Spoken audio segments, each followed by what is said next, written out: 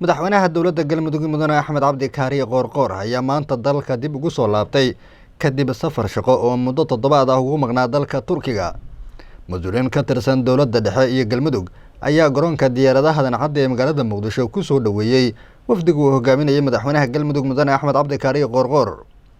Inta kadib Madaxweynaha Galmudug Axmed Cabdi Kaariye ayaa kulan gaar ah la qaatay Gudiga farsamada ee ka baaraan digidda hanaanka iyo habsami u socodka doorashooyinka dalka.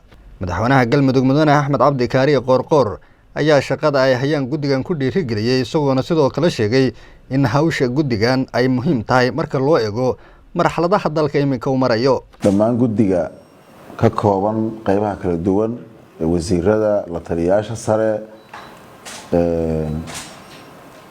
xafiisyada kala duwan ee dowladda iyo dowladaha xubnaha ka dowladda federaalka ka kooban.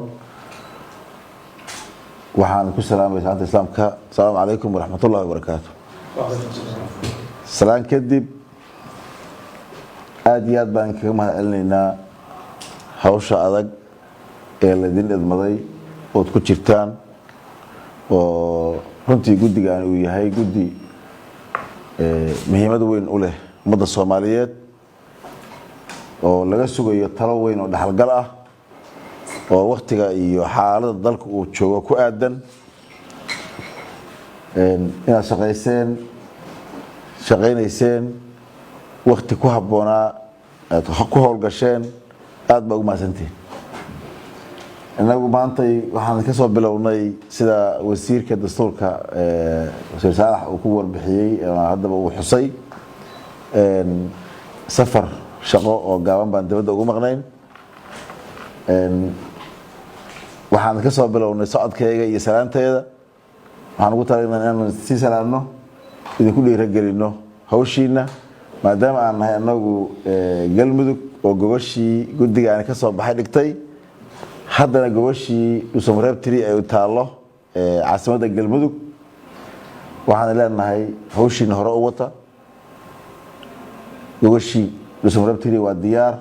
dhawaanna waxaan sugaynaa insha Allah inaad timaadaan oo goobtii iyo gobashii aad timaadaan. waadinku tahniideynaa, runtii waadinku hambalyeynaa hawshiina wanaagsan. Madaxweynaha Galmudug Axmed Cabdi Kaariye Qoorqoor ayaa intii uu joogay dalka Turkiga la kulmay jaaliyadda reer Galmudug ee ku dhaqan dalkaasi Turkiga, isagoona madaxweynuhu kulamo gaar la qaatay qaar ka mid ah madaxda dalka Turkiga oo uu kala hadlay sida ay u ballaarin lahaayeen taageerada ay siinayaan guud ahaan Soomaaliya, gaar ahaan horumarada ka socda deegaanada Galmudug. Maxamed Cabduqaadir Zilfa, Galmudug TV, magaalada Muqdisho.